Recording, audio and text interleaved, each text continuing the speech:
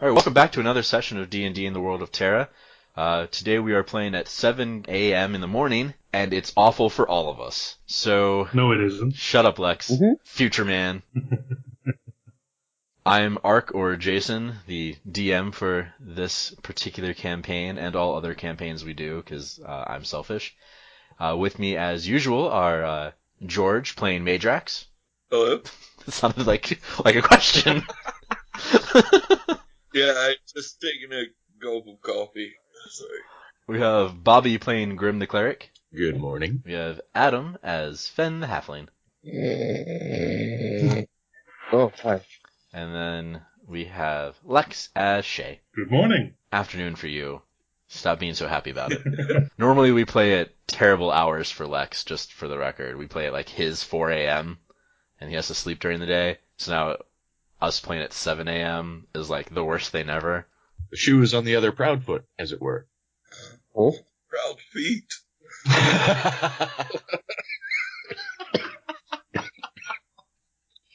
Oh, I might be more delirious right now than a typical session. Ladies and gentlemen, you're heroes. Alright, well, previously on D&D... After surviving a pitched battle in Baytown, Grim, Phen, Shae, and Meidrax all faced personal turmoil in the moments after. Grim did his best to keep everyone's mind in the moment and calm, but Meidrax had difficulties being resurrected and was furious at his failures. He searched, while all tried to help the townsfolk of Baytown, Meidrax tried to search for maps and documents of the coming armies. Phen checked on Roken to find he had died, our friend that was a smith, and collected souvenirs to remember him by. Shae, seemingly losing her drive to be a hero, searched the carts of the fallen merchants to take what loot they had left behind, and had faced an odd and mysterious devil, or shadowy form, I should say, in the Half Harbor Inn. Grim saved the life of the local cleric, and then found a mysterious note to a beloved in Roken's possession. After all that, they spent a night resting and woke up the next morning, and now they're in the town square, or center of town, where the tree, the great oak, is, and their two acquaintances from Dernhorst are swinging hung from it.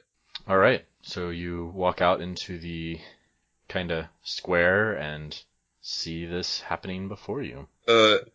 As Meidrax is looking at the bodies, he's going to look over at the rest of the party and ask, what happened after I fail? Not much. We had a tough fight and we were losing. And then this other group showed up and did our job. And then they left again. I don't know why these people are hanging from the tree. We must have missed that. What happened to the winged devilish creature?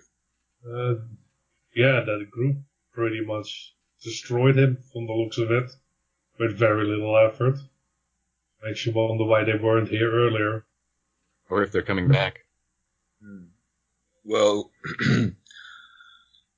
I don't know if anyone heard me, but I put the Dark Paladin's body on the eaves at the Half Harbor for questioning later. Yeah, basically just between the Half Harbor itself and the stables, there's the area under the eaves. That's the cheap place to stay. And I believe we... Sorry, I was going to say there's a discount for storing your Dark Paladin under the eave. Yes. Yeah. Excellent. And I believe we should talk to one of these two, whichever one is higher rank. Although I vote for Yuri, he seemed more personable. Phen's gonna go try and shimmy up the tree to cut him down. I think Respect. Yeah, but I think we should talk to the townsfolk first. Yeah, he's not Before going anywhere. Yeah. So Phen is gonna, he's not gonna say anything, he's just gonna go climb up the tree. Okay. Go ahead and give me an athletics check, because as we've discovered, it is hard to climb this tree. Sweet! I fail. Okay. I rolled a 1. There are, so you just kind of plop down at the base of the tree, defeated. Tears optional. Townsfolk are around and milling about. A lot of people have not a lot to do, necessarily. No one's really ready to begin the cleanup in earnest. It has probably gotten out and around that I believe you shared with some of the townsfolk that the Altaran army was on its way anyway. You have some imagination that perhaps those numbers have swelled slightly in the interim. The farmers are not necessarily tending their fields. Most of the cleanup of the dead seems to have occurred, where the townsfolk have been brought in, or brought and lined up and covered with sheets and whatnot under the exterior roof, kind of on the patio of the Brass and Barley, which is the tavern. The dead enemies from the ship that were still littering the ground have been essentially piled up, and what dry stores of wood were available have been piled up with them in order to aid in the burning of said bodies. The large pile of wood and timber is still sitting outside the half harbor, between the half harbor and the church, waiting for the Dark Paladin guy's body to be burned, because they did not want it near the rest of it. They didn't want to bring it back into the town. So there's actually a bit of a crowd in the square. Some people are talking and whispering, pointing up at the bodies. You imagine things like, they were here for so long, like, it must be, were they spies? That sort of general chatter. Just trying to make sense of it all. Wait, they weren't sure and they hanged them anyway? Well, they hanged them as the envoys of the enemy that attacked them, as they see it. Yeah. Okay. So the two people who had been here the longest. But, there's you kind of pick up stuff like, oh, were they just here to just filter information back, give them exactly battle schematic, or, like that. Like, oh, most people will be here at this time, so attack here, and... We should try to gather everyone in town for a discussion of what they wish to do and what we plan to do. You can try. I look at each one of you before I speak to the town. What are you going to say? I'm going to tell them what to do. Well, I'm not sure they'll listen. Exactly. Fred, give me a boost.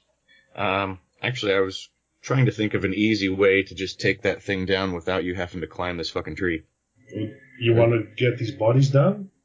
I want to show respect for the dead. I want to interrogate them. Okay, That's fine. I don't want them on display. Well, hang on. I'll pull out the dagger and I fly up there. Oh, that's right. You can do that. As soon as you start going, townsfolk start to... The chatter picks up, and some of the men start yelling out, "What are you doing? Get down from there! Don't you worry about it. You're not from here! You know what? Neither are they, and if I were dead, I wouldn't want to be on display either. You didn't murder all our friends!" You know what? I didn't. But neither did they. I'll walk over to them, calmly, and I'll just say, friends, it's important we get information from these invaders, because there may be more coming. This may be ugly business to watch. He spits at the ground and he says, "Of course there are more coming. Moved their battle line up miles already, I'm sure." Then you know how important it is that we find out what they know. Or knew. He kind of looks, you see a pointed look from him to the pile of timbers up the street, and he says, "I don't want to see any more dark magic. I'm tired of you people bringing in these sort of terrors to our town. Bad enough hearing the big guns go off, being attacked by actual countries. We don't need..." I yell over him, "You owe this person your life," and I point towards Grim. "Without him, you would all be dead or enslaved. I'll just sort of lean a little bit closer, put one hand on his shoulder, and wink as I said it might be ugly business to watch, and I want to cast light on my holy symbol so it glows. Does light have verbal and or like somatic components? Verbal. I think it has everything. It's verbal and material, but... Yeah, but holy, this is important. Arcane foci and holy symbols and all that do not remove the verbal and somatic components of a spell. Correct. I still have to say the word. Yeah. Okay. So I'm just saying this is not going to be like this super secret, like, oh, it just happens to glow. You're still going to have to be like, light. Right? You know what I mean? Well, but I say it in Celestial. Okay. So it looks even cooler. Yeah. Or whatever he kind of pushes you off of him, especially, and kind of backs away for a moment, because, you just cast a spell right next to him while touching him. Perfect. He says, it's not up to you, people, to be making decisions for this town. We appreciate everything you've done, don't get me wrong, but this is not your home. It's up to us to defend what comes next, and ensure our lives continue the way that they should. That's fair. But do you really want to have the bodies of these men hanging there and ruining your home? Wouldn't you rather? He looks you dead in the eyes and just says yes. Wow. This is the same guy, one of the people who approached. He's not the one who came up and thanked you guys, but he was with him while you guys were down on the beach, who told you, no, you guys go rest and we'll take care of this. He was one of the people with that guy. So just some townsfolk, probably a farmer or other worker, maybe a stevedore, just some sort of worker. Grim's getting impatient. You think you can defend yourselves, and I'll bring a firebolt up towards his face. Oh, man. Please don't do Defend that. yourself. He'll flinch from the fire and kind of back away a little bit, and now there's shouting in the crowd. I'll throw the firebolt up into the air. None of you can defend yourself against what we face. Go to the bar, Brass and Barley, and we need to have an entire discussion with the town. Or a discussion with the entire town. Calling town hall. Roll a persuasion check. Or intimidation, I guess. Yeah, intimidation. 21. Okay. You hear some various murmuring and whatnot. People near that man have kind of backed away, to be away from you, not to separate themselves from him. Another man kind of comes up and puts his hand on that guy's shoulder, kind of yeah, I'm here. All right, I'll help you handle this type thing. You hear Shae from just a little ways behind you. You hear a soft voice. Shae, and you turn and you see Mirabelle, and she has, it looks like she's been crying. So her eyes are puffy and red and all that, and she says, "You can't let this get out of hand. These people are hurting just like you are." Yeah, you're right. She's trying to say it kind of quietly, so I don't know if you are still up above her or if you kind of flit down towards her. Yeah, what she call on Landemir. Like a little moth. Just Yeah. I imagine you only fly like Navi. Or Navi, or whatever the fuck her name is. I don't know who that is. The little fairy thing from Zelda. Hey, listen. Hey, guy, listen. Meidrax, guys, I think we should just leave for now.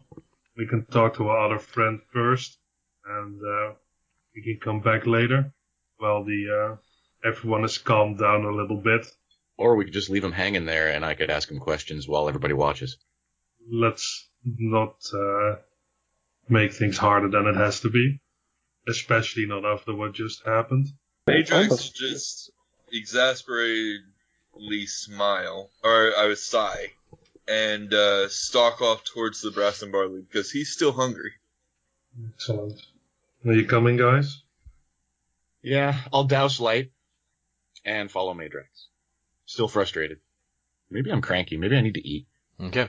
As you all go forward and enter the Brass and Barley, you see that Taran is behind the bar.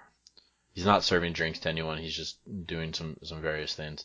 You can smell what smells like stew being cooked in the back. You look back and you see one of the normal cooks, but you do not see the other. So you're not entirely sure if both of them made it out, or made it rather. But there's two giant pots cooking on the or on the fire, probably trying to make enough ration to get to feed everyone, essentially. Hey, Taran, got enough to eat for us? How you doing? He looks up at you and kind of nods and says, yeah, I think, kind of looks back. He's like, I don't know if it's ready yet, but, there might be some bread and stuff, and you can have a little bit of slop. Thanks. We appreciate it. He looks, very tired. Hey, can't you take a break? Isn't there anyone to take over from you for a bit? I could take over if you want some help. He kind of looks at what he's doing, and he's like, not really much to help with. Not like we're doing much business. Oh, we're going to try and get the folks in here for a town hall meeting. Might be business after all. I can scoop stew and pour drinks. Good luck with that. No, anyone who wants anything, come and take it. We ain't charging. You really should lay down and try to have some rest. Meidrax is already making a plate after that. He says, I'll rest once I make sure that Mirabelle's getting some sleep. Alright, fair enough. Please take care of yourself. He kind of does like the eyebrows up, like, yeah, kind of thing. Yeah, I'll grab some, just a little bit to eat. Don't really want to take too much from these people anymore. Looks like there's a pretty significant amount, but Meidrax takes it for 3 meals. What's wrong with you? I haven't What are you ate doing since it? yesterday morning. People deal with the emotions in different ways. Meidrax eats. Let's not glut shame. Do you really have to take this much from these people when they have so little already?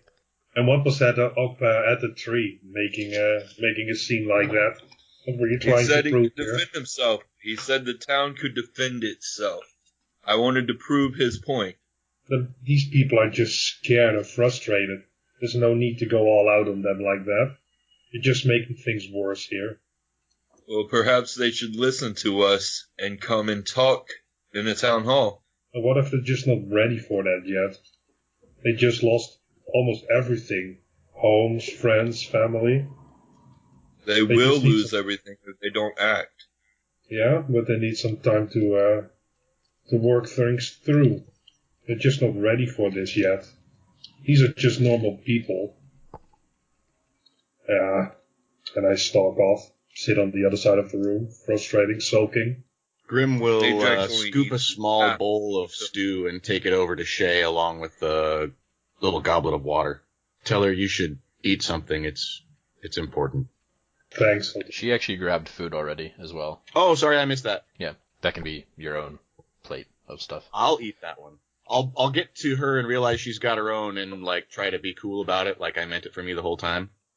But I'll wish I'd grabbed something other than water to drink. Shae smiles a little bit at you. We're at a corner table, I assume. I want to sit as far back in the corner as I can so people who want to stay away from me don't feel like they can't come in. Well, there are kind of like booths built into the left side. Some of those tables, though, have been upturned and kind of destroyed. The pads of most of those, or any sort of padding on the benches, not all of the benches had padding, but some of them did, have all been taken to be used. Because don't forget, the Brass and Barley is also like their triage center. This is essentially their hospital right now. That's what that smell is. So there's a lot of, well, the dead are all out on the porch outside. But No, it's like an antiseptic smell. But then inside there's all the wounded and recovering and all that. So not just busy for a Sunday.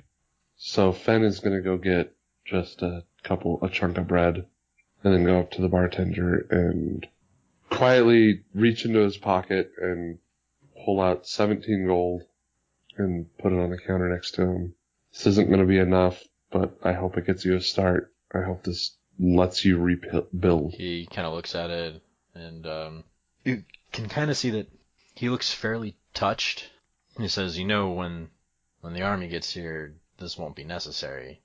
They'll not well, but they'll rebuild enough to seal up everything. Then give it to the people who need it. He nods and kind of sweeps it off the top of the bar down into the little working area. So you said wounded still inside. Yeah. How many and what kind of wounded are we talking about? I assume great number, lots of bad things. Dozens, anything. Things Grim could help with, though, like magically? I mean, you could if you want to... blow some spell slots? Yeah. Medicine checks are also... Everyone in here looks fairly stabilized. There are probably a couple people who are... you see that some of There are a couple of townsfolk in here tending, including Falcon's mother. She's up on the mezzanine. It looks like they attached a ladder, like with some fixed runs to kind of replace the damage of the stair. And you can see that they've set up essentially like cots up there for some of the wounded, and then there are some down here as well. All the loose tables are shoved up against a corner or were used for barricades. You see her, hi kitty. You see her moving around upstairs, probably tending to the more critical of the people, but there are certainly more amputees probably than just the ones you saw. There are people who might have to become amputees. So here's the There's thing. a lot of various wounds. Not only does Grim feel compelled to help, but he also is pretty sure it's good PR for the people of the town. So I'm going to blow some spell slots.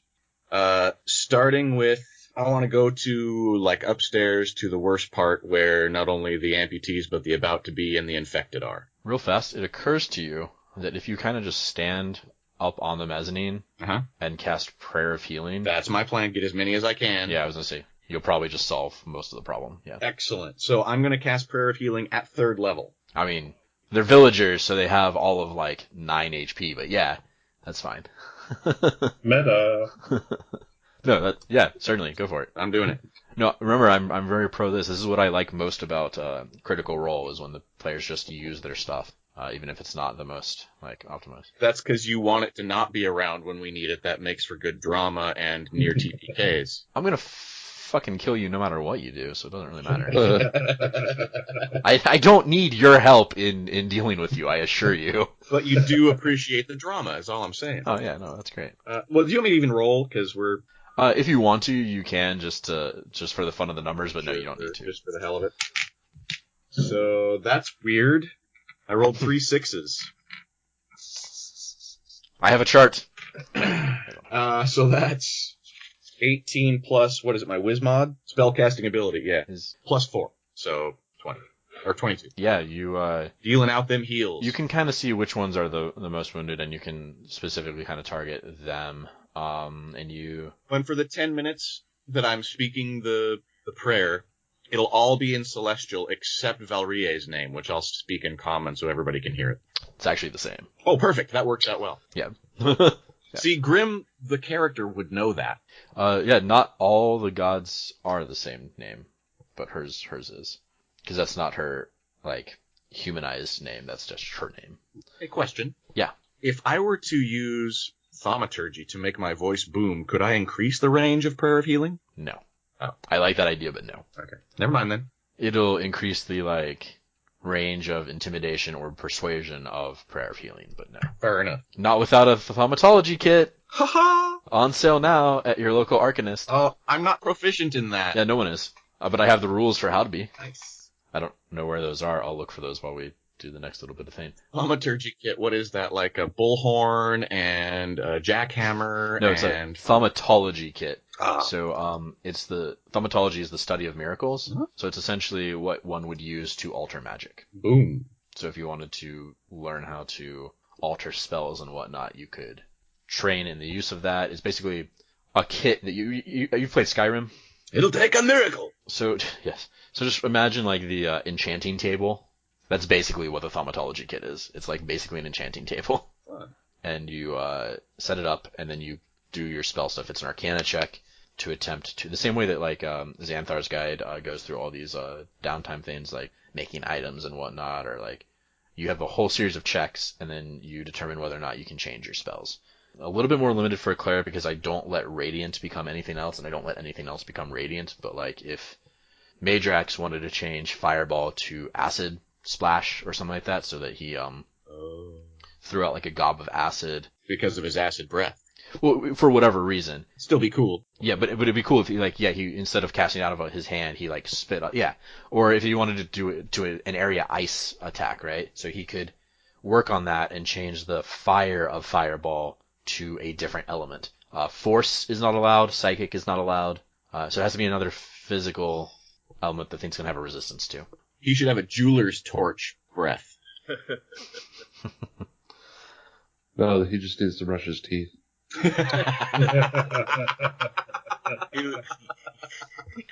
He has absolutely no idea what that means. He touches one tooth, like what? Alright, so I healed a bunch of folks. Yes. Nice. Alright, while he's healing them, Meidrax will finish half of the food he took, pour the rest back in the cauldron or pot or whatever. You will be stopped from doing that. Why? There's this board of health. Did you take like 3 bowls, or did you take one big bowl like with like triple the amount of food? They're not going to let you pour what you didn't finish from your bowl back in. He's going to be like, just like save it for later, take it out to your friend or whatever. Stealth check? We're like, I just do not understand the people of this town, and I will take the bowl and go sit with Phen and Shae. So Phen is up. You should be like, Phen, I have got you this stew. Phen is up trying to relieve Falcon's mom. So I'm sure she's been up all night. She actually looks a little bit, she does not look tired. She just looks like she's working. So she tells you that it's not necessary. Where can I help? What do you need? She kind of points down at the end and she says, some of those bandages need to be changed.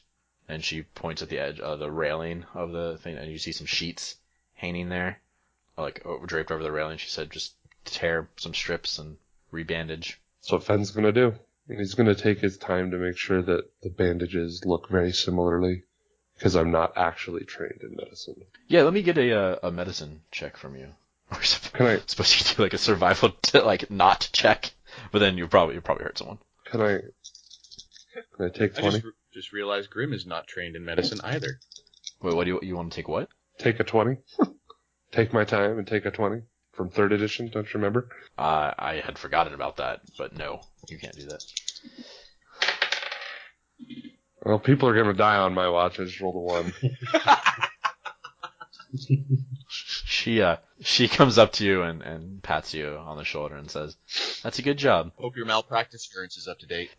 She's like, "Because that's a good job, Phen. I tell you what, that bucket of water needs changing. Why don't you go take that to the kitchen and get some of the new boiled water for me?" Just this look of utter defeat on Phen's face. Take care of the damn water. It's honestly probably more helpful, but I rolled 4 20s and I didn't roll above a 5. Woo! Get that out of the way now. all right. I stare at Shae, sitting at her table, shamed into not eating the rest of my food. Shae just nods, like she approves. So Shae, what is your plan? My plan? For Yes, us and what for do these you people, I think we should leave town. I think we should head north or something. Even with these people in mortal danger. Well, the army is approaching. Approaching, they are not here. Do I see any soldiers around? Have I seen any since I got up this day? Most soldiers were wounded, almost like the entire quote-unquote garrison. Yeah. And you haven't seen Anlo, you don't know where he is. Phen, while you were up there, you would have seen him wrapped up and sleeping on one of the padded things upstairs. Like on a cot, essentially. Okay. Along with Jaros, actually. Who is actually probably okay once he actually just comes to. He's just missing an arm. He's probably just sleeping it off. Shae, there was this warrior once who said, "It is not a sin to fall down, it is a sin not to get back up." And we have fallen. All of us. Maybe not Grim. But the rest of us have taken a dramatic blow to our souls. And if we do not stand up and help these people, that will be weighed on our souls in the end. That's a nice sentiment, but what can we do for these people now? We can stay here and fight if fighting needs to be done. Alright, but only until the army arrives. Then I don't want any more part in this, whatever is happening here. Does that sound alright? Can you find yourself with that? I don't know. I want vengeance upon them. This Moriah, as they called her, the wizard. Well, that's easier said than done. First, we don't know who she is. We don't know where she is. We don't know what she wants, who she works for. I suspect that we will find some of those answers when we question that Dark Paladin. Assuming he wants to answer. I'm not sure how that goes, how that works. I'm sure we can find a way. But nevertheless, I will concede to wait for further plans until the armies arrive. Yeah, I just really don't see what we can do anymore for these people. Even when, as you said, fighting, last time we fought for them, we didn't really achieve that much, other than slow them down a bit. Last time we weren't prepared. And we're better prepared now. I'm not going to spend any of my energies casting spells unless they are against our enemy. Well, I hope for the villagers' sake that you won't have to use those spells for a long while. I agree. I hope that they do not return while we're here. Yeah. And Shae starts playing with her brooch, her family brooch. Meidrax will go back to eating. Alright. Does anyone want to do anything else? Otherwise, this is just going to kind of continue like this for a bit. Grim, how do you feel about talking to the paladin? You think you're ready for that? Ooh. Yeah. Yeah, let's do that. Wait, so I kind of just blew one of my 3rd level spells to go heal some folks. So I have 1 left. That means I can talk to 1 dead guy before I have to take a long good night's sleep again. You think Dark Paladin, or should I save it for one of those hangers? I think the ones hanging will be more forthcoming, but the paladin will know more. I think the Paladin will be more fun. Probably more difficult, though. Also, yes, we need to figure out how we're going to force the truth upon him before we begin, so that we're not stuck in the middle of the spell. Well, I can force him to tell the truth. I'm more concerned about him beating my. See, Grim would say I'm more concerned about him being stronger than me, but out of character, he probably is going to beat my whiz save.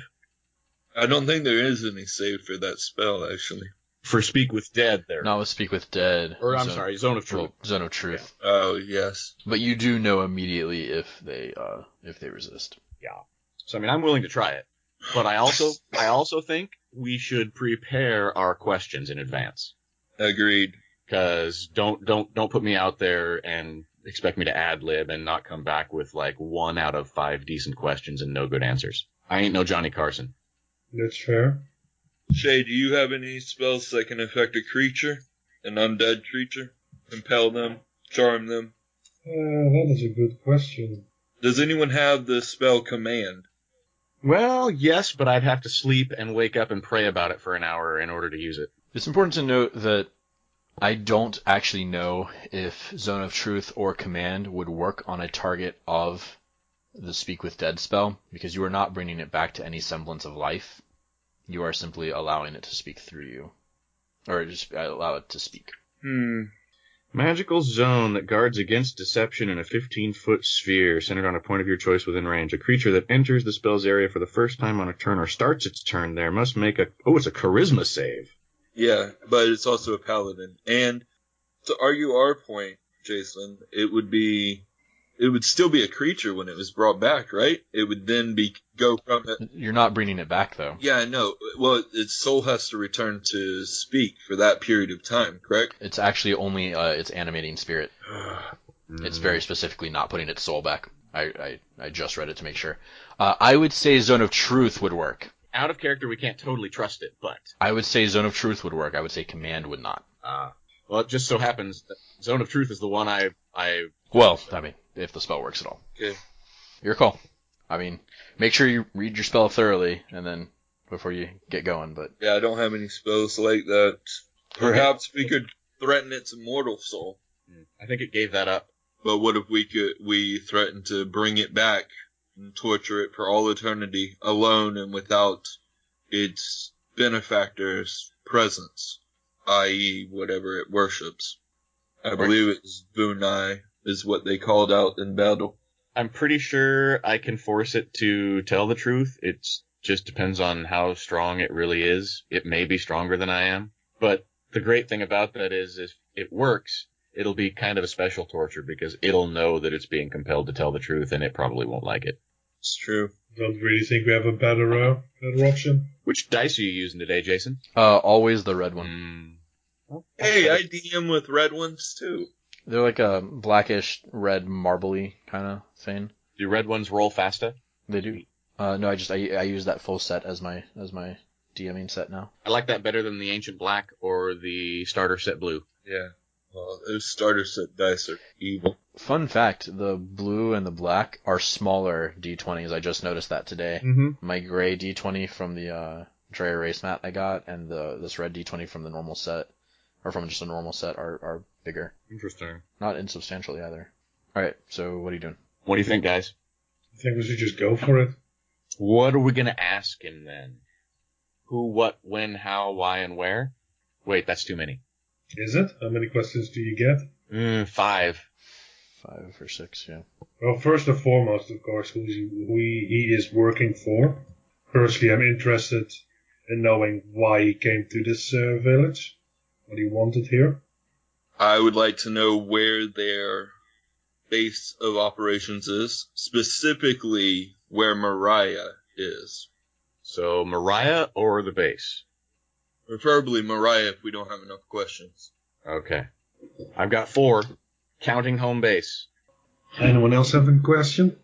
What happens next? What's the next step of your plan? Oh, are they working with Dernhorst, or did they force Dernhorst into working with them? Is that 2 questions? It's one question. It's technically 2, but... Doesn't that also fall under... We can rephrase that into 1, we just gotta think about it. You can. Okay. 2, do you work for... As you guys are talking about semantics and and all this, Mirabelle walks in, kind of rubs her eyes, and walks over to Tarn and sits at the bar and starts talking to him about something. When Phen sees Mirabelle, he goes over to her. Okay. And kind of tries to just comfort her. She smiles at you. When are you sleeping? I slept a bit this morning. What do you need me to do?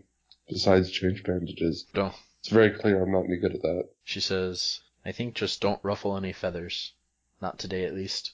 What about the 2 hanging from the tree? She looks real sad for a moment, and she says, I think the other folk just sort of need that, and since they're gone, I'm not so sure they mind. Seems awfully disrespectful. There's only so much you can do for respect, Phen, especially at a time like this. She kind of pats you on, she kind of gives you like a little cheek pinch, and then says, there's only so much sense in going for honor, and it'll only get you so far. They're just people. I know it. And then I'll pull out the letter and kind of change the subject and ask her if she can read who it's to. She looks at the letter and sees the the Dwarven script, because it's basically in runes, or Dwarven handwriting. And she says, I'm sorry, I don't know, did you get this from Roken? Yeah, I think he needs it delivered. And you can see, she can see Phen's trying to choke back tears. She says, I know his family lived up north, but I'm sorry, I know a couple of Dwarven phrases I learned from him, but I don't know how to read or write it. I know that problem. She kind of pats at her dress and apron and all that and says, well, I think stew is going to be done soon. I best get ready to feed everyone. Let me do that. You sleep.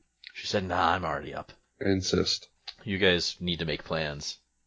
It looks like, and she kind of looks over at the table where they're arguing back and forth about phrasing of various questions. They can handle that. And Phen goes and looks for an apron. Yeah, there is another apron in the kitchen, a bit too big for you, but you can fold it in half and kind of wrap it around you or something. Make it work. Yeah. All right, back to the table. All right, we ready? Do we have all the questions?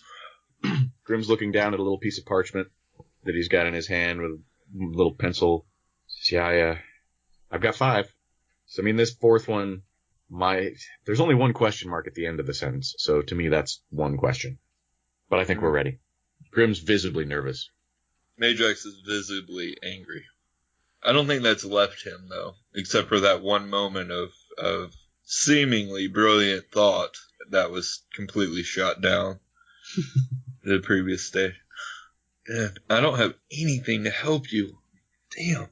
Okay, you guys make your way out of the thing. Phen, are you letting them go to do the speak with the dead thing completely alone? Or? Yeah. Grim will I'll- glance over at Phen and give him kind of a nod like, you cool?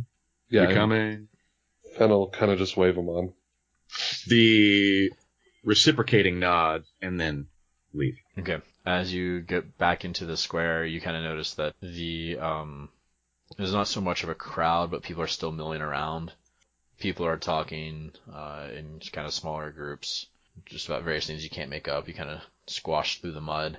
After you reach about halfway to the half harbor, you hear the church bell, while slightly damaged, still working, and it just kind of it hits like bong, bong, bong, and kind of just resonates through.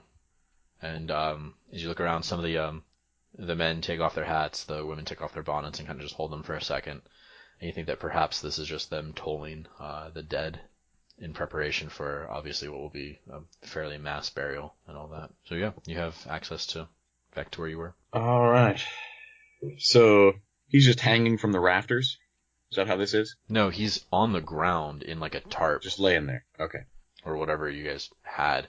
He's just under the eaves, so it's like so that rain won't hit you. You just sleep under the roof line of the building. That's what the eaves are. Got it. So, Meidrax, I need you to uncover his head, and I will kneel down while he's doing that and cast Zone of Truth. Okay. And I don't know if everyone has to make the save unless they want to fail or unless you can choose not to, but I don't think you can. It doesn't say you can. Yeah, so everyone needs to make a charisma saving throw versus 15. Grim's DC I got a 17. to see if you can lie. Shae's fine. Alright, Grim, same thing. Yeah, that's a 19 plus whatever. So I passed mine too. So we can all lie. Okay. All right. That's really not good though. This guy's got to be more charismatic than we are. He's a paladin, right? Fuck. Charismatic in some way, yeah. Here we go. So I don't think anyone's more charismatic than Shae and I. Ba-dum-bum. I mean, there's Phen. There's Phen. That's true, yeah. Most charismatic 10 ever. Hey, whatever you gotta do, you're still a 10. Damn right. All right. Grim's gonna kind of stand over the body and glance around, really nervous, and then cast Speak with Dead. Okay. Well, first of all, a little bit of fluff, and then you can decide to move forward. As you pull back the tarp, immediately you are hit. I mean, the entire area kind of smells like but as you open the tarp, you are hit with just a waft of death and decay. Just awful. Ooh. And you look at the body, and it looks even more like decayed and rotten than it was before. Like, you remember, he had like surgically altered his body in various ways. But now you can see that like pieces of flesh here and there have like become almost like infectedly like eaten away and like gross. You actually can see maggots in what look like open wounds now on his body. He's gone full Nurgle. And you actually see on one of his legs, there's like a moving under the skin, like a writhing. Shae throws up in the corner. And then the skin splits open and like a scarab beetle emerges out and scuttles. Can I stab it with my dagger? I mean, you'd probably be better off just trying to step on it. Okay, whatever works. Nope. Like for size. Don't step on it, then it'll just eat into your feet. Yeah, that was my original thought. Oh. Yeah, I mean, there's probably a rock or a board or something you can use to crush it too. I'm just saying, like, size-wise, it's not like, these aren't like the Mummy, where you need to shoot the scarab. This is like, I Eldritch Blast it. like, okay, fair. So is his face still intact though? I mean, it looks a little bit rotted away, and he doesn't have lips, But he's still got a mouth, Yeah. and he's still got... Okay. Because otherwise it's pointless to try and make him talk. Without a mouth, he can't talk. Yeah. So yeah, Speak with Dead, which means as soon as he pops in, he's going to have to try the charisma save. And you've read the spell completely, you're good to go. You know exactly all the rules and what you're doing. Yeah, but let me do it one more time real quick. Going over notes for questions. Just to be sure. Why did you have to use a beetle like that? Oh, does that super bother you? I had nightmares after seeing that mummy movie. I'm sorry. So I have a question. I think I might have too early on. Now it doesn't bother me. What's up? So I didn't think there was a way for me to get around this, because there is one specific word in the spell Yeah. that draws concern, but I was going to let it fly as a 50-50. What I'm wondering is there a way I could use, I don't know, history or religion or my channel divinity to find out if this motherfucker was undead to begin with? Religion check. Where's my religion? That would be a 19. He's for sure undead. Fuck. Yeah, that's why I gave you a couple prompts. Well, no, I remember reading it and thinking, yeah, maybe he was, but I'm going to let it fly and try anyway. But, yeah, no, guys, this isn't going to work. I can't wake him up. Why not? Because he's not dead. He's undead dead. Speak with dead auto fails on undead. He's not only mostly dead, he's beyond that. Oh, but he is dead then. He is dead, but he was undead before that. Okay. And he's not going to become Unliving? I don't know. not dead undead. Not by me. Are you sure about that? Well, I know I can't bring him back as another undead. Now, you don't know if the way that the spell works is that even though he was undead, quote-unquote, in life, The dead wouldn't bring him if back. now that he's dead, if Speak with Dead wouldn't allow him to talk still. This is where I was going to let it fly with that 50-50, but since we're on the discussion. It may not go as planned. It may work. Should we try it, guys? Do you have gentle repose prepared? No. I was just trying to find ways to purify its soul so that it wouldn't return undead. Oh, no, for sure. So here's an interesting thing. I put my character sheet somewhere, and now I can't find it. Only I did not get up from my desk. Yeah, I just Eldritch Blast the nightmare, the monstrosity. The tiny beetle. Yeah. I have. The poop bug. I don't want to say I have a phobia for creatures that can burrow into a body, but it's close. You have a distaste for it anyway? In fairness, it burrowed out. It also that means it also has to get in some way. Well, it could have been laid in there. Right. That makes things better. That's what the other maggots are going to be. Yeah, and I dislike maggots as well. That's exciting. This is all good knowledge to have. So let's decide quickly. Are we? All my ideas for swarming warframes are just your goddamn nightmare. All right. I think without raising him, there's no way to question him. Protection from evil and dead, or evil and good, is a willing creature, and he most certainly will not be. Well, at this point, we're not bringing him back to life to speak to him, so we don't have to worry about it with my spell. But I don't know if it'll work, is my point. I'm not worried about it bringing him back to undead. I'm just worried about it failing and blowing my last third spell slot. Is Speak with Dead not a ritual as well? No, it's not. That's unfortunate. All right. I didn't take any rituals because I misunderstood the wording until now.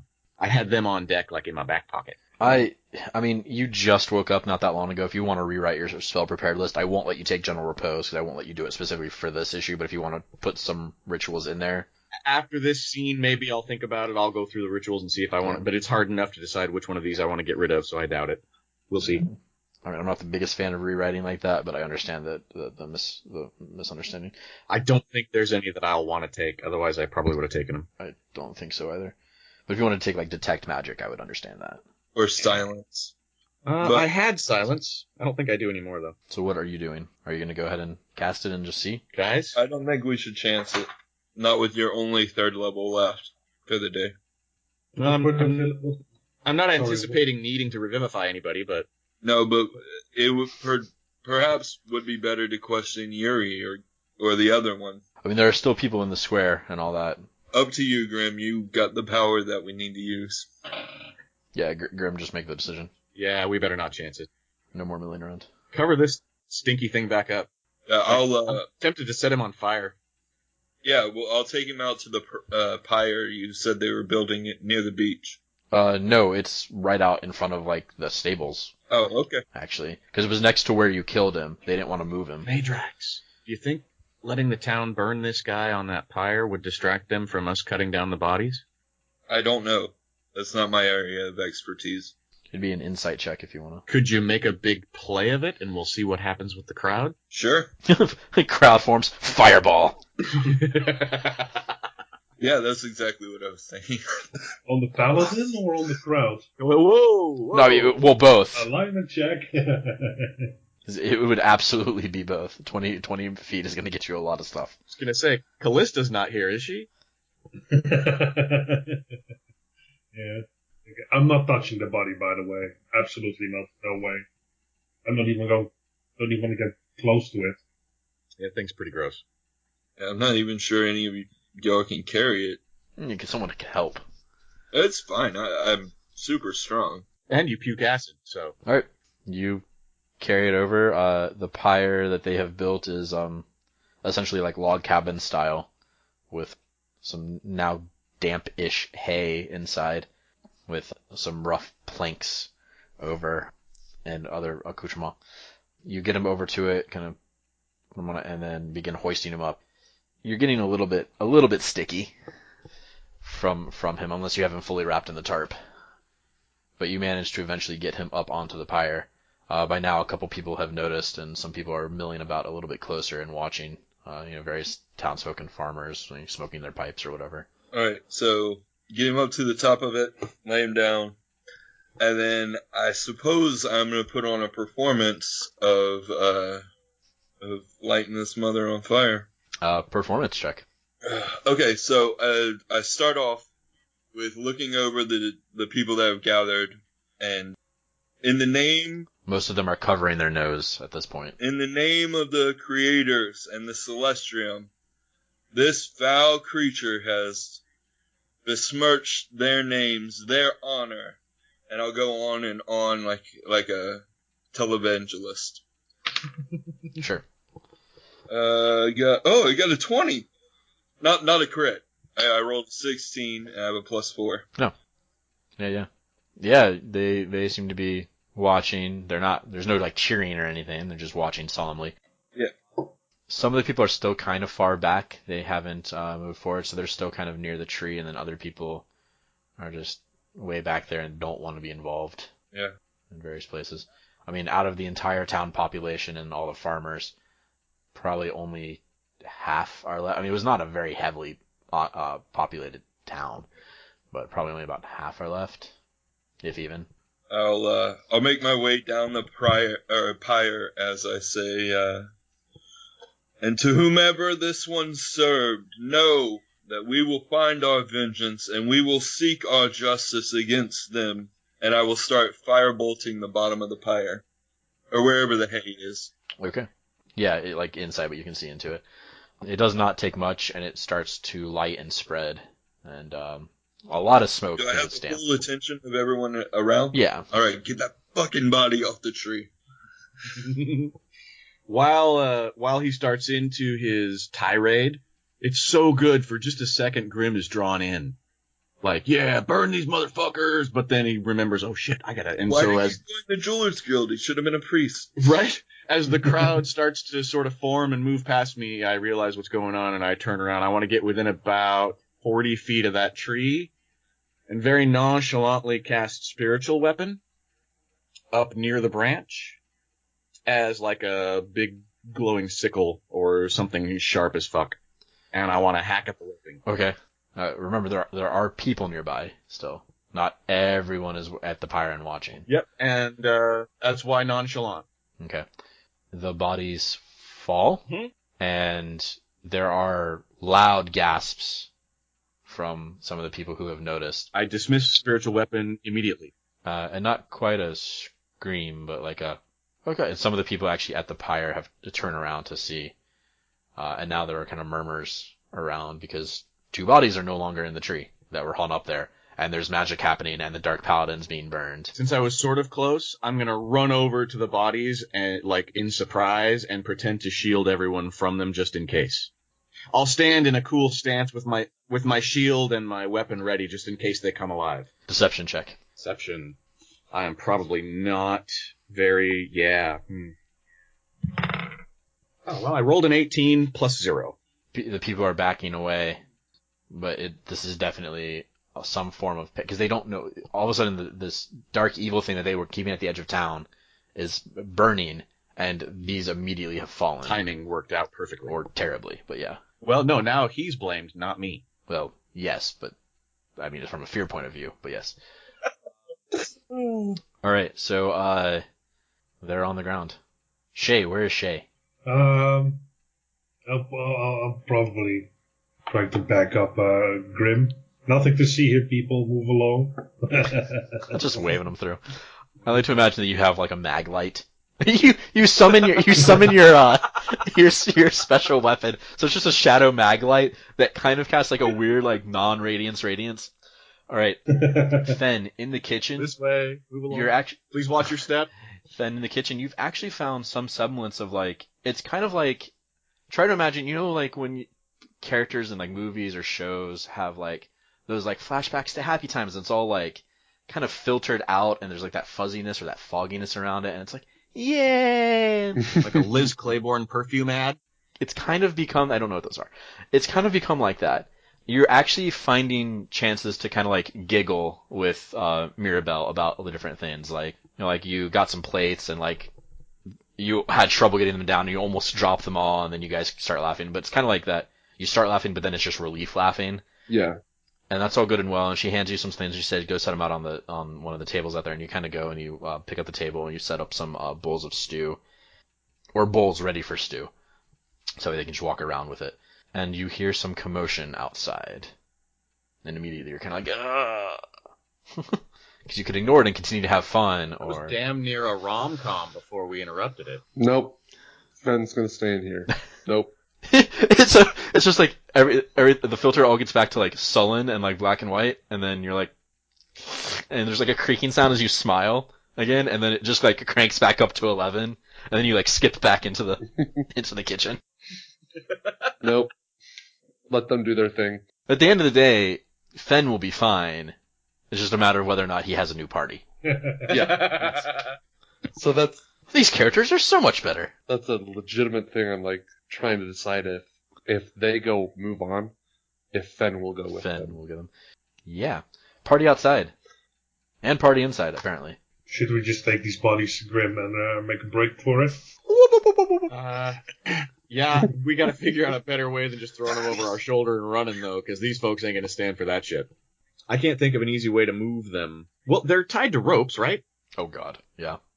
But, don't forget, they're also people that you fought alongside and had drinks and fun with. Did we? Well, okay, you didn't fight alongside them, Phen did. Oh, that's right. I thought these were the bad guys. These are the two envoys. Exactly why my theory, why I want to test my theory with questioning them. So... No, Phen very specifically, I don't know if actually one of them saved him at all, or if he was just there and they were fighting beside him, but very specifically, Gabriel had a shotgun and blew someone away next to Phen, and then Jury had 2 axes. Jury went down first, and Gabriel kind of pulled him back and was trying to fight his way back, and it appears that after you guys left, they got killed. But you don't know how. Which one had the thing for priests? Yuri was the younger one, mm-hmm. and seemed to be a very spiritual or religious person. Gotcha. He's the one that was super friendly to me. Yes, yeah. So, Shae, here's what I'm thinking. We do a quick song and dance and set Gabriel on fire, and then we'll take this one back into the alley and question him. Gabriel is the higher ranked one, if that matters at all to anyone. Maybe. How far away? Wait. Instead of setting him on fire, would it be helpful for any of these folks to like jab at the body with pitchforks? I mean, would that be cathartic I would at all maybe ask for an alignment check at that point in time. We could be like, oh no, he's coming back, we need help, and they could come jab him and stab him, and somehow it would make them feel better. How far away do we need to... It's like in the nearest alley, for instance. I mean, you're literally in a big open area between every building because it's the giant tree, right? So there's the pile of rubble that was the dock house. There's the church, because you're kind of on the church. You're on the church and Brass and Barley's side of the tree, but there's no alleys. You'd have to get him behind. You have to get them behind the Brass and Barley to be more out of sight on like the path that leads down to the docks. Okay, I have a plan.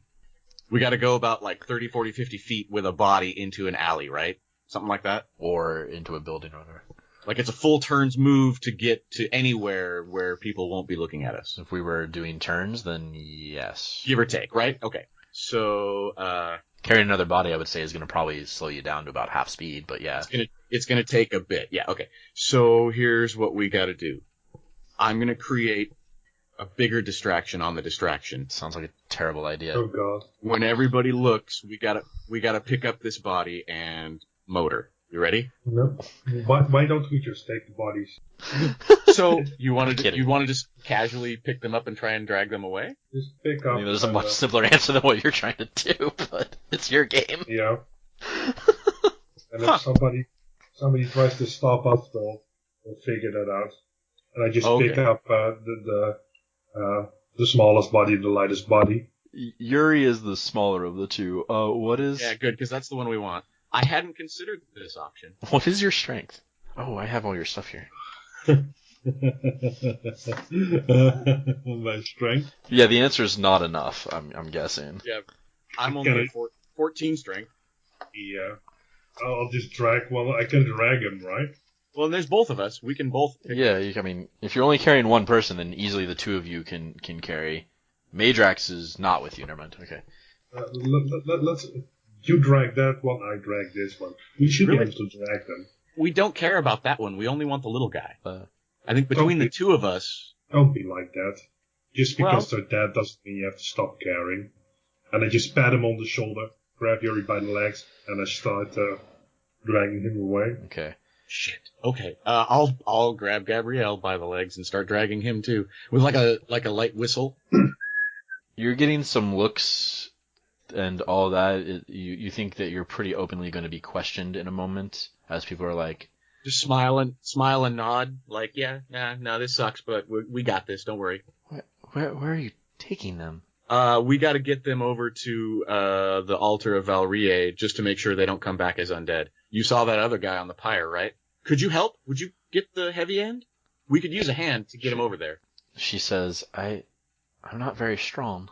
Neither am I. That's why I need the help. Actually, if you could help Shae. She kind of taps on someone's shoulder next to her, and she says, Go help them. And she kind of takes another couple steps back as he runs up. She's actually a fairly young, wispy woman, so like, but you think that she probably just doesn't want to touch them after what has been occurring. I'll look over my shoulder at Shae and go, Shae, church. And the man comes and picks up the one's legs, kind of roughly, to help Shae, and then off to the church we go, I guess. See, this is so much easier.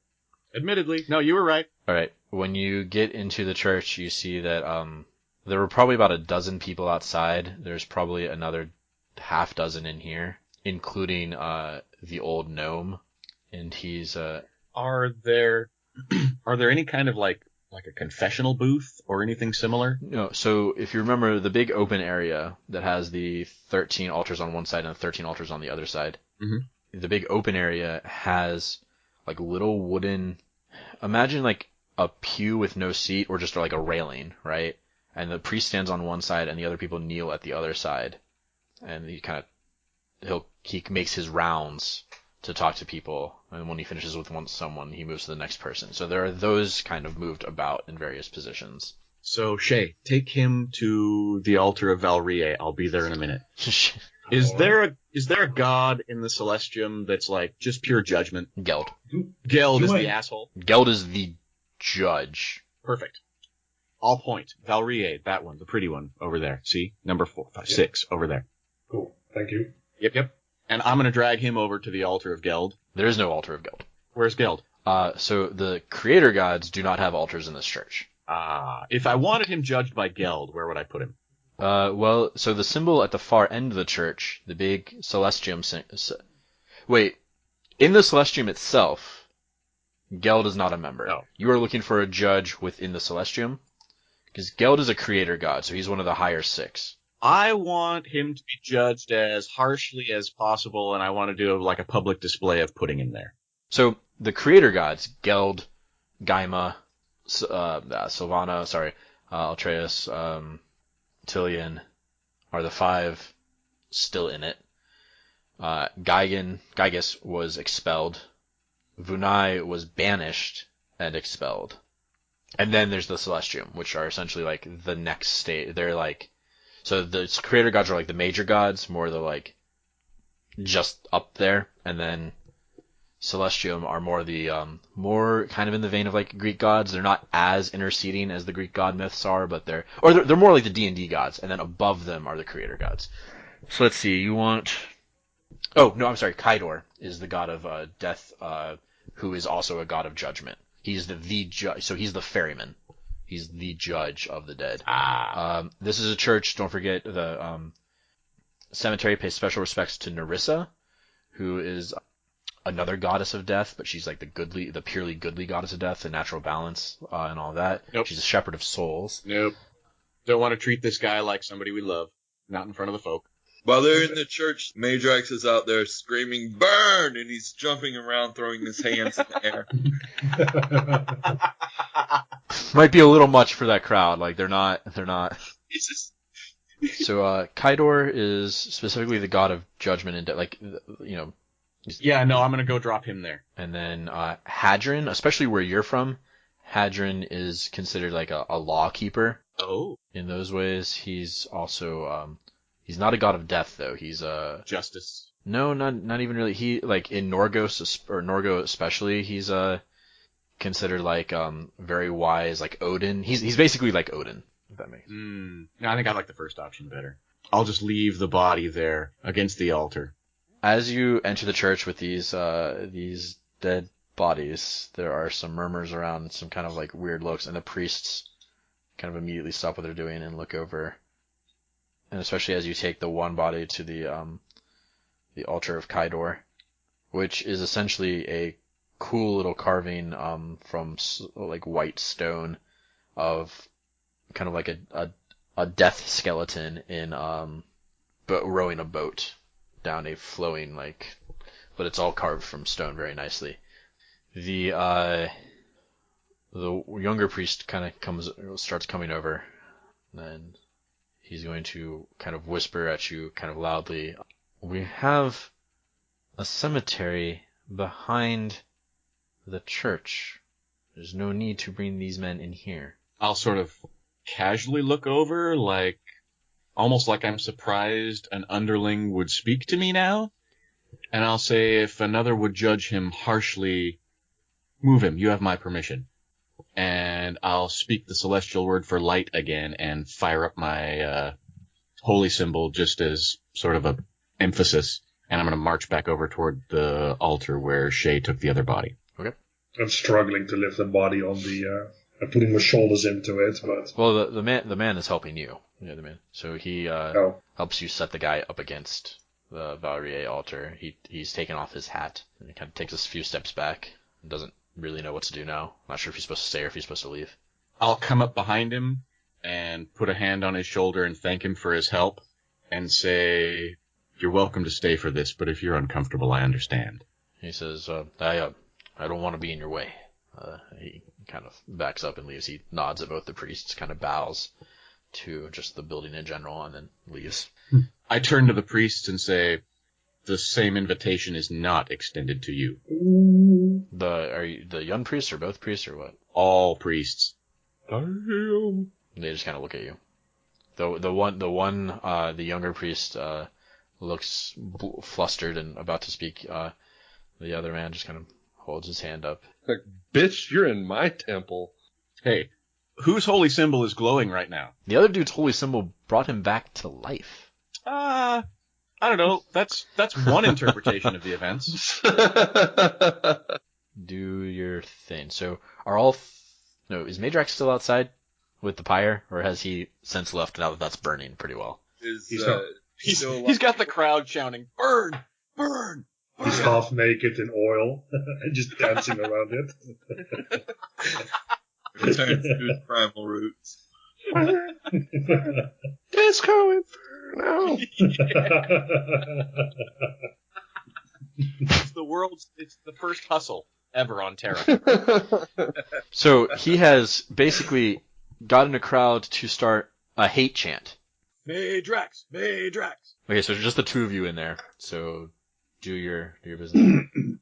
Well, I mean, it's burning. Is there a large crowd around and stuff? There's like 6 to 7 people like right around it. And then there's another like 6 or 7 just kind of milling around in the square, mostly kind of watching. Was I able to see them take the bodies into the temple? I imagine you absolutely would have seen that, but Okay. or at least that direction. I mean, I guess you couldn't necessarily know that that's where they went, but I mean, are there any buckets of water or anything to protect the town from the fire? it's surrounded by mud and puddles. Oh, okay, cool. I will walk away. I mean, I've done my job there, and head toward the temple. You guys get started. Yeah, so without really much pause, Grim's just going to jump right back into the original plan and start with casting Zone of Truth, which is it for second level spells.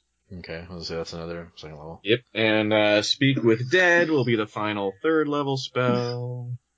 I really hope this is one of those, hey, you guys RP'd a lot and there was nothing to fight kind of sessions. Well, I mean, you're not in a situation where anything would be fightable, so. See? So we'll need charisma saves. The 2 priests are close enough. Grim fails his own charisma. Which he announces in the crowd. I cannot tell. I have to tell the truth! Sorry. Oh, do I have to roll 2? Yeah. I'm fine. The older priest, you know, is not under the sway of the spell, and the younger priest is. I'll just look at him and say, you don't like me very much, do you? The young priest? Yeah. He says, I hate that you're so irreverent to such a holy place. And then he kind of like clasps his hands over his mouth. I just want to smile, and I don't want to like fully ignite my consumption, but I just want my eyes to sparkle a little bit and wink at him. He says, he goes, you are a disgrace to the gods you claim to serve. And Father Nihilus will turn him around and push him away and send him to the back. Grim just chuckles as he turns back around to face the body and says, isn't that the truth? It's awesome. All right. All right. How about our dead friend? Did he pass? I mean, you have. I mean, he auto passed. Until you bring him back, he won't. Yeah, he's dead. Of course he passed. Oh, you cast it first and then Zone of Truth. I casted it. Oh, okay. Casted it. No, I casted it as soon as I casted it. Zone of Truth. I said it, so maybe now I should cast it. As far as you know, he is compelled to speak the truth. Look back at Shae, and then like back at the corpse and say, "This one's not for you," just to clarify. And I'll look back at Shae. Basically, same questions as before. Yeah. I guess. Suddenly, Grim feels like maybe he should have waited and figured out questions ahead of time. He'll look down at the corpse and blow the first one accidentally and say, "How's it going?" This is Jury or this is Gabriel? No, Jury. Sure. Gabriel's over there being judged by Kaidor. He'll kind of like, I don't feel right. That's understandable. What was your mission here?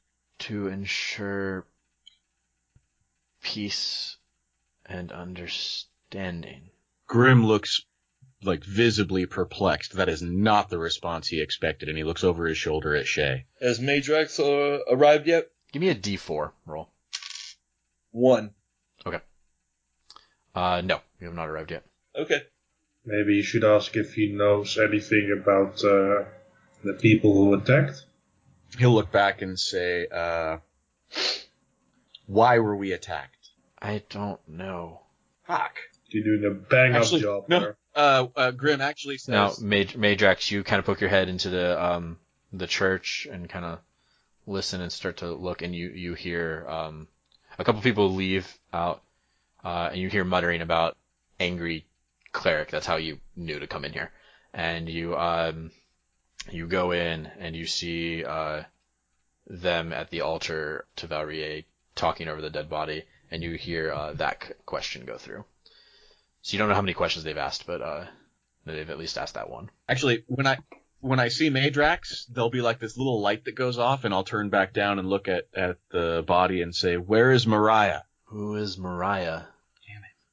I'll look back up at Meidrax and Shae and shake my head and say, "This is not turning out the way I expected." But it's at least slightly proving my theory. It seems these guys were here. I mean, you could probably ask some questions if you really wanted, like, pure proof, but, yeah. Yeah.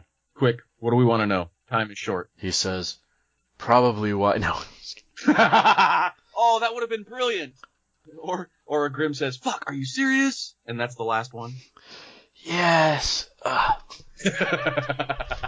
Now again, I mean, you'll never be sure if Zone of Truth actually is working on this guy, but at the same time, you don't know that he's lying to you. Like, you have no reason to really believe that. As far as I know, the spell worked. Yes, and you would know if someone failed. You just Right. It's a matter of whether or not Grim knows whether or not the spell would at all work in this situation. Well, and at this point, it's also a matter of what this person really fucking knew when he was sent here. Yeah. Potentially. Well, okay, let's think about this. He has to have a commanding officer outside of Baytown. We could find out who that is. There's a commanding officer in Baytown too, yeah. Yeah, I know that.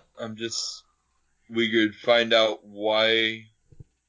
We could find out their name and write them, or we could find out if he knows anything about working with demons or devils. At this point, I think CO is the best question, because from what he's answered so far, I don't think he knows much about anything that just happened. Yeah. I mean, it almost sounds like he believes he was some sort of diplomat. Yeah. I mean, they are the envoys to the town. Their job is to, and you would have picked up this much talking to them the other. Their job is to be here, see what's going on. They're observe what's going on. If they notice that suddenly Altara is putting a bunch of troops in, they're gonna go back to Dernhas and say, "Hey, this is happening," and Dernhas is gonna beef up its line as a defensive measure. But the biggest thing you know is that they didn't ask questions during the invasion. They started killing people.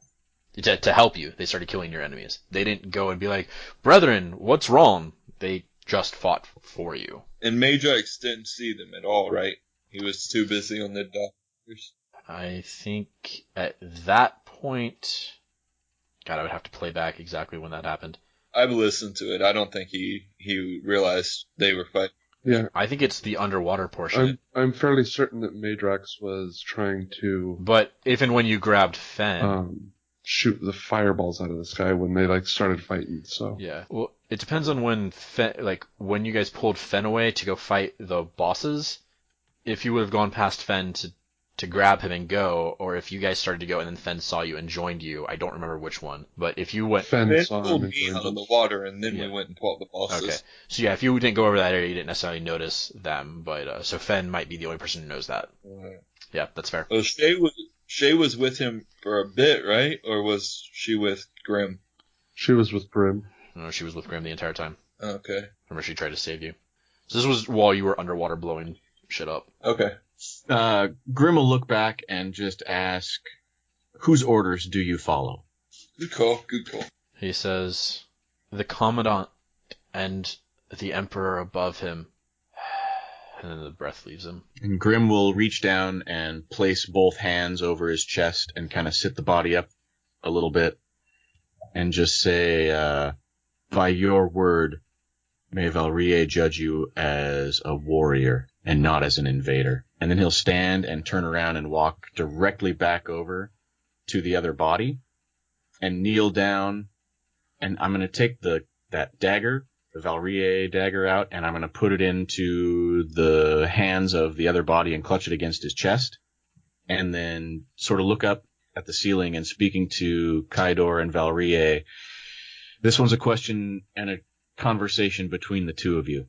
And then I'll walk out. Okay. Is there anyone left in the cathedral? There are two just peasant people kind of watching this all from kind of a corner, and then the young priest got sent to the back, so you haven't seen him, and the old priest is just kind of standing in the middle of the church watching this all happen Okay.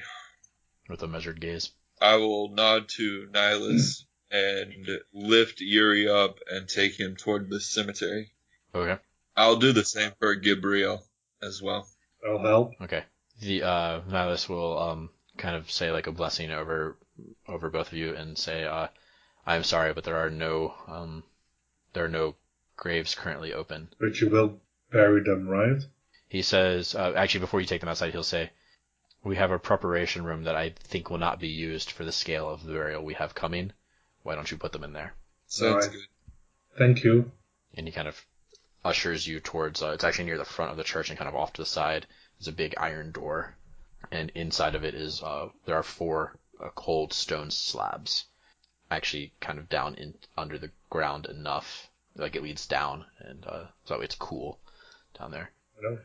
Okay. After replacing them there, walk outside, thank the priest again, apologize for the behavior of Grim, wish him good luck, and then leave. He'll say, I hope the messenger brings you the answers you are looking for. I hope so too. Grim, oh, go ahead, I'm sorry. No, that was it. Grim, are you right outside? Right outside, staring at the fire. Okay, so kind of around the corner a bit. Okay. Shae joins you, or walks out, sees you. Meidrax? I am going to go and kneel before the stained glass did not make it, right? Through the shelling. So there are bits of stained glass. They're not actually, I thought that's what the Celestian symbol at the back was. it's a big wood carving. I don't think I put glass in it. It might, I'm sorry, I might have. Oh, okay. It's basically a big, like, curved wood circle with the other lines in it, and then it has the 6, Creator. I'm sorry, the 5 points for the creator gods above it.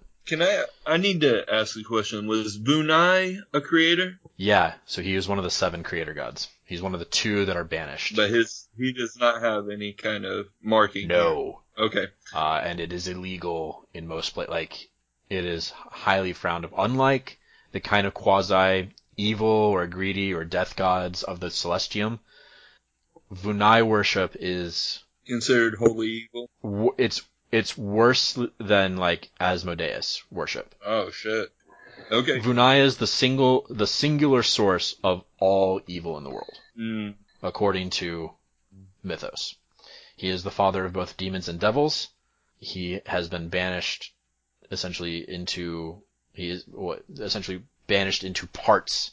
So, like, parts of him were flown into all the hells, into all the, like, the equivalents of all these things, right? Yeah. He sounds like a really attractive guy.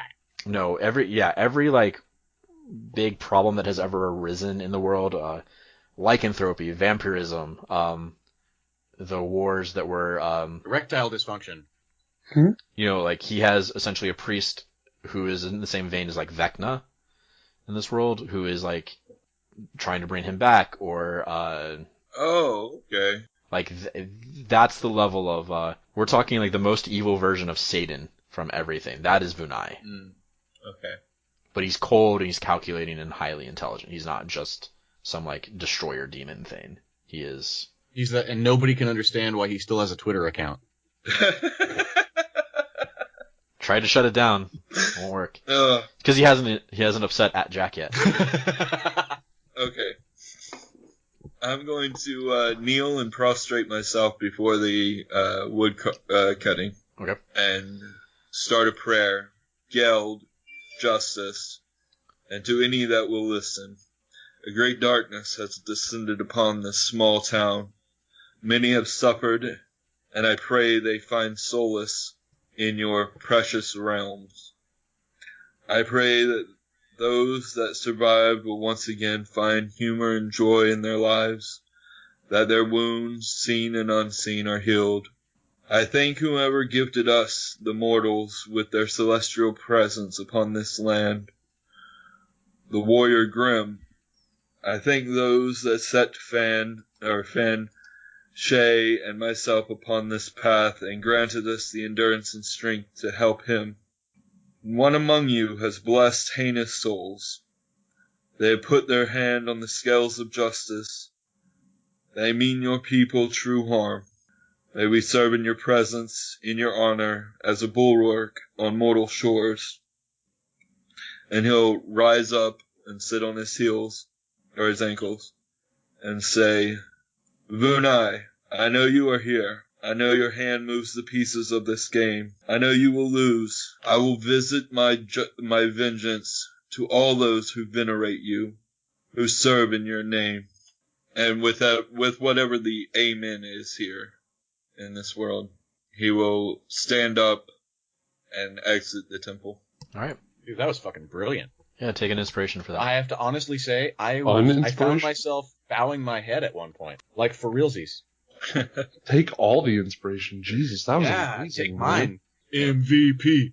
We'll see. He might be the schism in this party. Seriously, what I don't understand is that since I have shown up, you guys have totally been fucked. You guys cannot become the Wu-Tang Clan. I'm like a bad luck charm for you. Yeah, it's not entirely related. Not entirely related? And they had some bad times in that one place the day before you joined. Fucking mummy rot. I did have some mummy rot. Yeah, that cleared up the moment you joined. Yeah, I gotta say though, there is not a morning gone by I have not prayed to have remove curse in my arsenal since I was able. And checked yourself, like, a little bit too much. Keeping that one on deck because fuck that mummy rot. I really wanted to take it, but choosing between arcane and divine spells is just so hard. Right? Like, I have 2 lists to choose from. That's I didn't kind of think brutal. I didn't think it'd be that difficult. But I have remove one list. curse. One list to choose from, and it's hard. At least you can trade yours out. He cannot. Remove curse is so powerful and no one thinks about it because it unattunes magical items. It's about the only thing I can think of. I wake up and I'm like, mummy rot! Oh, so I have this evil mace, guys. What are you gonna do with that? Probably something evil. I think I have an evil sword somewhere. You hear, oh, from inside the sword. No. As I arrive and catch the 2 and watch the fire for a minute, I want to ask what happened with the blade that the winged creature used. Grim is gonna look at you quizzically like, what? The blade of dark metal or glass that it wielded, and it could create undead with it. What happened to it? Grim suddenly remembers this weapon, but has no idea. Yeah, would you like to make an intelligence check? Would I like to? I mean, I'll attempt one. Well, I rolled a 5, You but I have a -1 to my int, don't remember. so that would be a 4. Yeah. Who are you again? No, it's not that bad. You remember the guy using the sword, and you remember him being killed, but you don't remember exactly what happened to the sword. Dark blade, scary, ominous. No clue. I think I was busy dying around then. And Grim, I think, was the only person awake at that moment. Yeah, I know.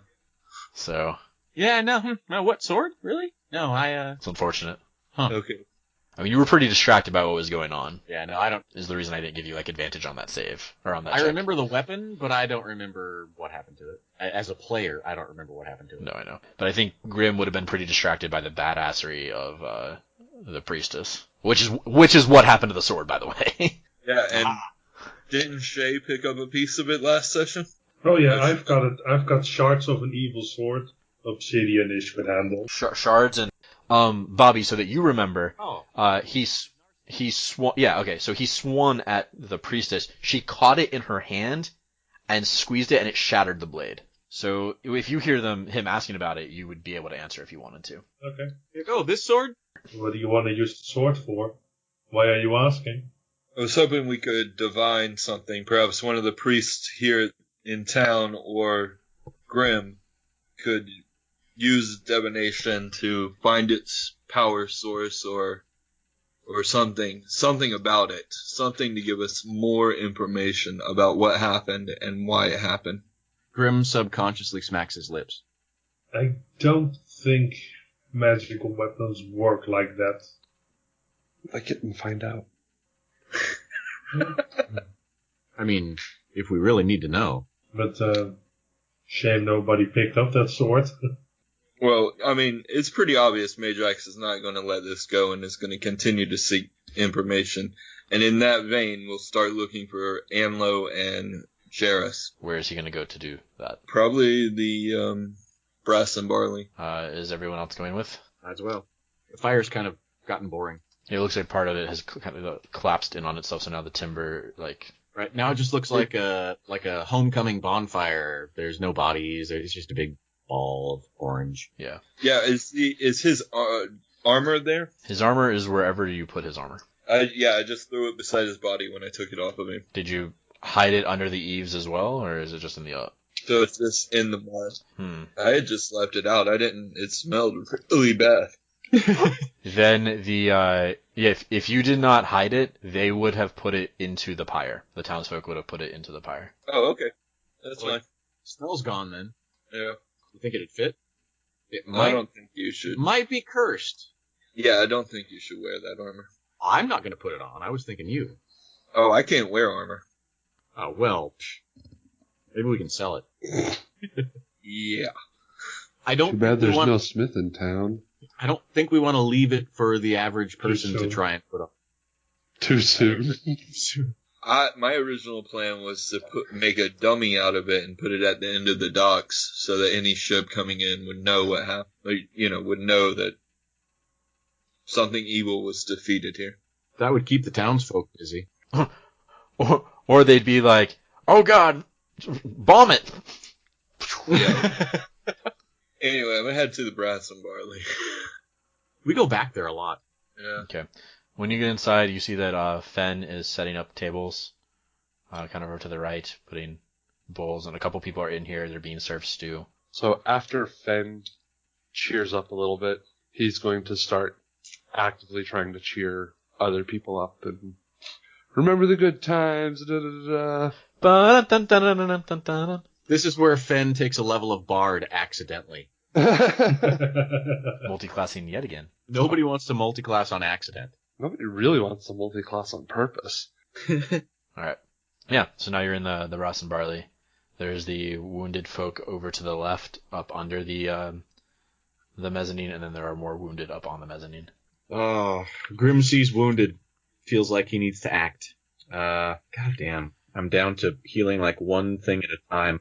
Well, like wounded, like they're bandaged. They're not dying or anything. So I could medicine check them and maybe help a little? Yeah. Well, that's a 10. You're able to easily change some bandages and whatnot, and help clean up some people and whatnot. Without realizing what it might mean personally, I look at Phen, like feeling accomplished about my bandaging. I'm like, yeah. Trying to share a moment. Phen smiles across the bar, holds up his finger and winks. Good job, buddy. Alright, is Anlo and Jarrus there? I'm sorry. You do not see them down here. Does Grim notice the extra spring in Phen's step? I mean, Phen knows where they are, but Yeah, so Phen is very aware that he's cheered up and he's actively trying to cheer up other people. I will call out over the bar, Mirabelle, Phen, where's Anlo and Jarrus? Phen will kind of arrow up to the mezzanine. Oh, I thought that was destroyed. Okay. not all of it. No, Just the stairs. Oh, okay. they've kind of put some ramshackle stuff in there to make it work. I will make my way up there then. Okay. When you get up there, you see several, many more badly wounded people.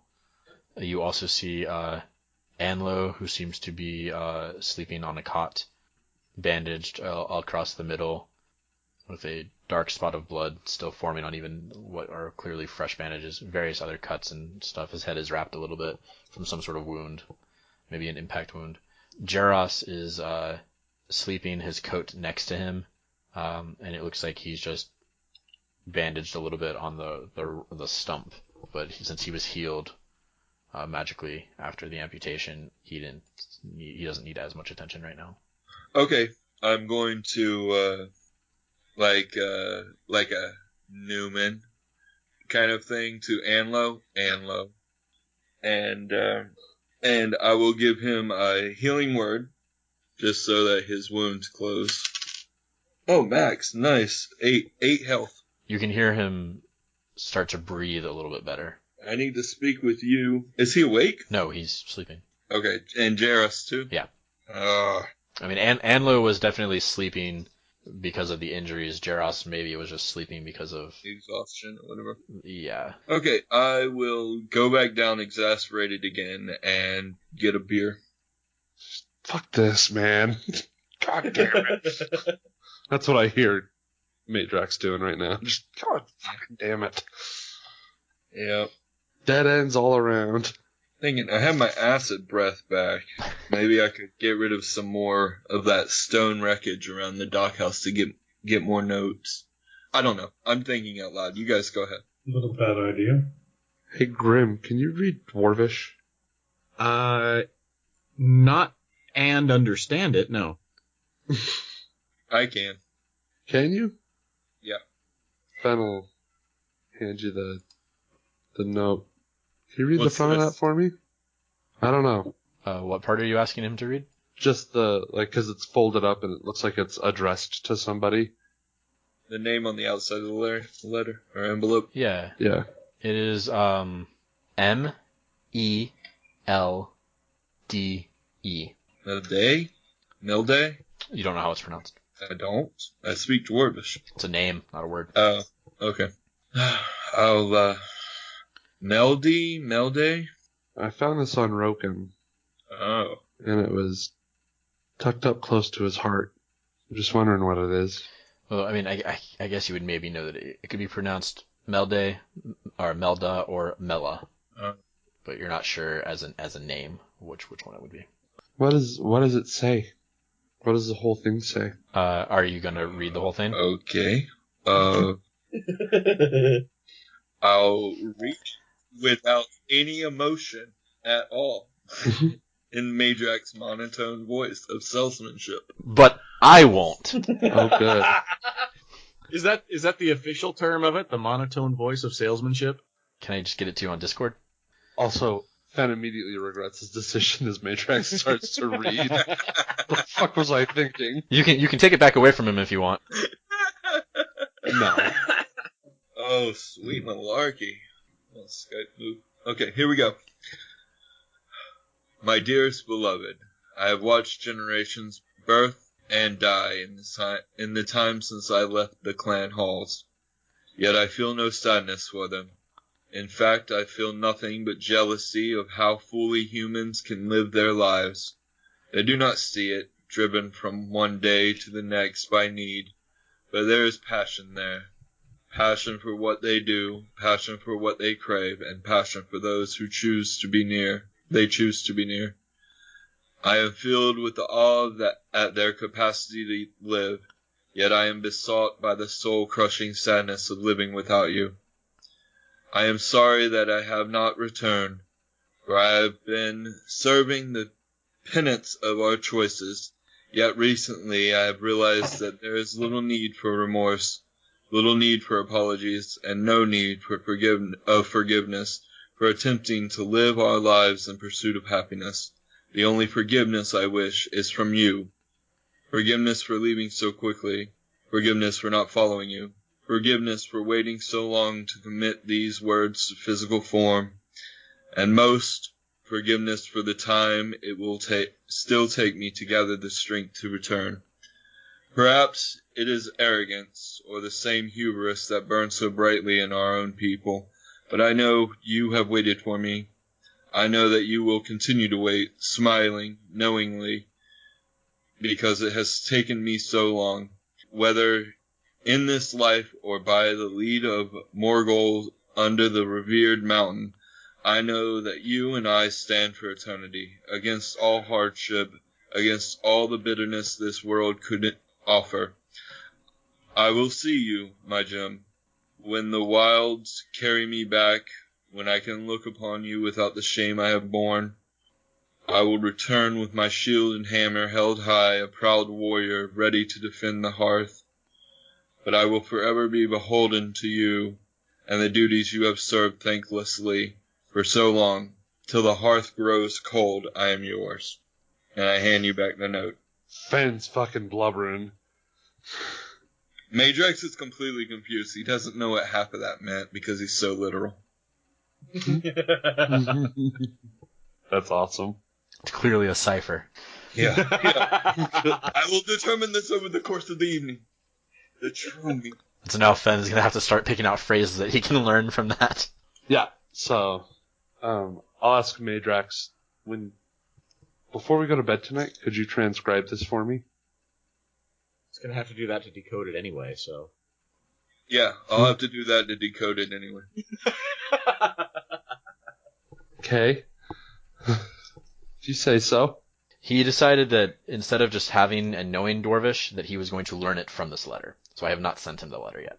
Yeah, Oh, because okay. I didn't have it on my sheet, and it was obviously written in Dwarvish, so I'm like, well, I could just take it, but that's kind of cheesy, so let's do it. Let's do it a cool way instead. When you get him the transcribed version, I will give him that. You Okay. have to do the... I'll work on that later in the day. Oh, okay. Right now, I would love to roll some kind of check to know what the Commandant is. You don't need to check for that. Commandant is a rank. Do I know anything about the Dernharst Commandant? That could be a history check. 10. You presume it's a high-ranking officer of some sort, but you don't know if it's like his commander or something else. Okay, and I can wait for the information, but do I know anything about the Emperor? Probably not a lot, other than like he is the Emperor of Dernhost. Okay. For the Emperor! I will drink 3 beers over the course of the next hour. Okay. Is anyone doing anything else? Phen's gonna be in and out from the table, still helping Mirabelle. Grim is treading lightly, trying to make sure I don't touch anything unnecessarily because I don't have any 3rd level spells to get rid of mummy rot today. I think Shae's gonna make sure that the paladin burns nicely till it's gone. Okay, so you go back outside. As you're kind of approaching the pyre, you hear horse hooves approaching from the north. And as you look, you see a single rider riding kind of hard on the horse.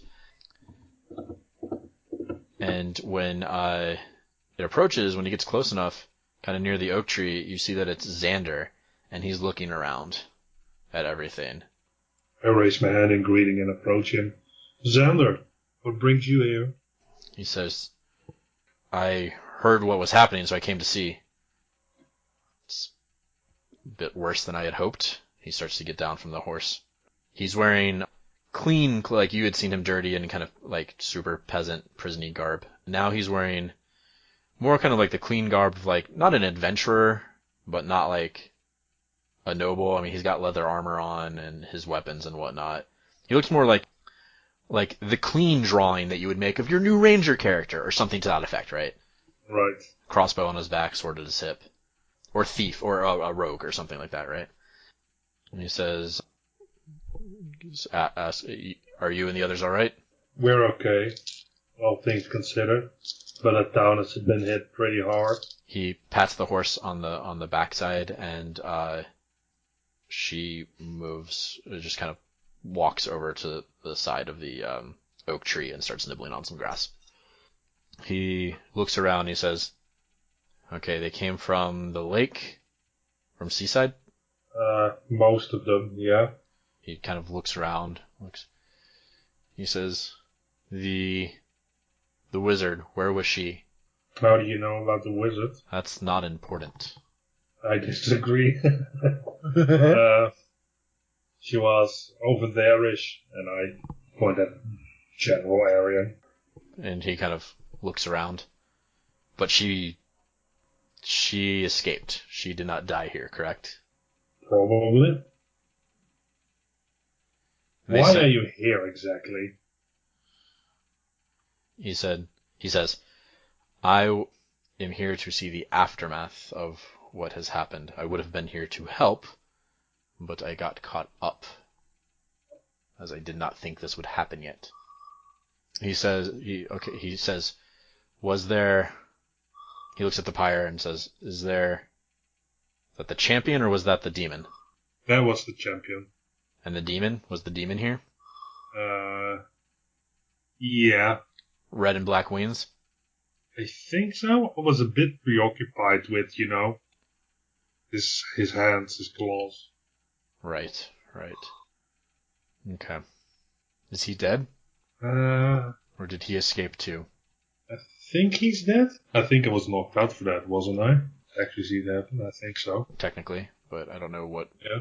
Maybe people. I've heard he was. He's been taken care of. He looks around and he says, "The priestesses came in their avatar forms." Yeah, good thing they did though. And he looks back at you with a question. He says, "Some of them will be here physically soon." What soon? These people really could use a pick-me-up. A day before the army gets here. They've already received word. I got a message to them. They've doubled their march. The ships at sea should be at full sail. They should be here by, possibly by nightfall or early morning. Oh, good.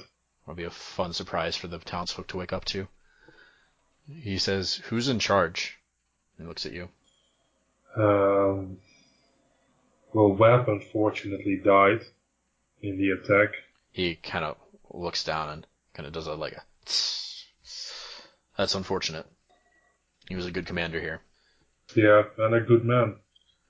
So that leaves his, I forgot his name. Anlo. Anlo. And then technically Jaros is the leader of the town, but I don't know if that would occur to Shae or not. Probably not. He says, Anlo, the lieutenant? Yeah? This isn't his area. Well, at least he was here. Where is he, is he putting together plans, or? He was hurt pretty badly. He's right in the thick of it, and I pointed in. He's resting over there. So no one is in charge. Well, give these people a moment. No, that's good to hear. And he, reaches up to his collar, and there's like a little, there's kind of some pins on it, like right at the clasp of his cloak, and he touches one of the pins and turns it's like a kind of a golden emblem around like what looks like maybe like a gem or a crystal of sorts, and he turns the inside almost like you're winding like a clock or changing the clock or like a compass, right? And he turns that, and when he does, immediately his garb just like whoosh, changes and unrolls, and he's now dressed as an Altaran officer.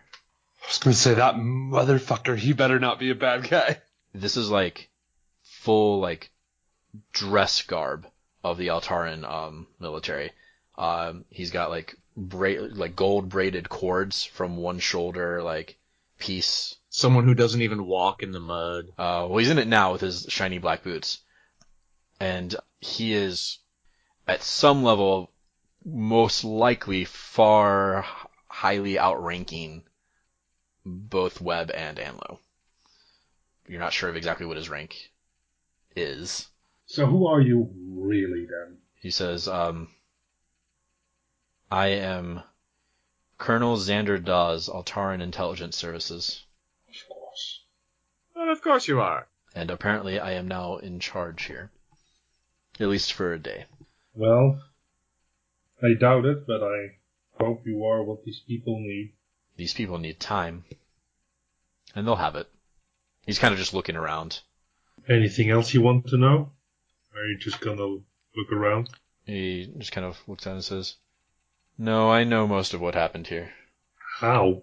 He says, I am an intelligence officer in one of the most advanced armies in the world. He looks you dead in the eyes and he says, I have resources. I get it. I just wish I could have been here sooner.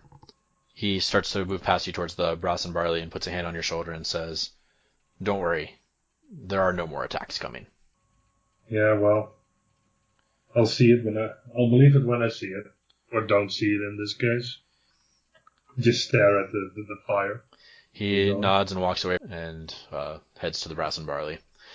In the brass and barley, all of a sudden one of the doors opens and a well-dressed officer in semi-blue uniform of Altaran military steps in.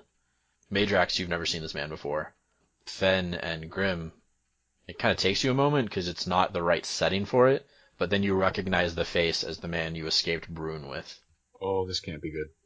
And when he kind of enters, Mirabelle turns around, and she kind of squeals out, Xander! And she runs over to him, and he gives her a big hug, and she gives him a hug, and he kind of holds you. He says, there. And she starts kind of like half sobbing, like, it's so awful, all this stuff. He's like, no, I'm sorry I couldn't be here. I'm sorry I couldn't do more. I'll interrupt with, Hi, I'm Meidrax Nexmanus with the Labara. Oh god, here we go again. Guild. You're the jeweler they've been traveling with. And he's kind of looking around and then locks eyes with you. You know who I am? I know who all of you are. How? He kind of scooches away from Mirabelle so that his hands are free. And he kind of waves his right hand in the air and like... I stand and ready to spell. He does like jazz fingers and says, magic. The Shia LaBeouf meme. Magic. He's attacking. Also, I have a vast intelligence network that feeds me information, but mostly magic. But there's a pause. I have Who a vast are you? intelligence network. Who are you? I am the new, it would seem, commander of Baytown. Oh, this really can't be good. And he looks at something on his wrist and kind of taps it and says, at least for another 18 hours.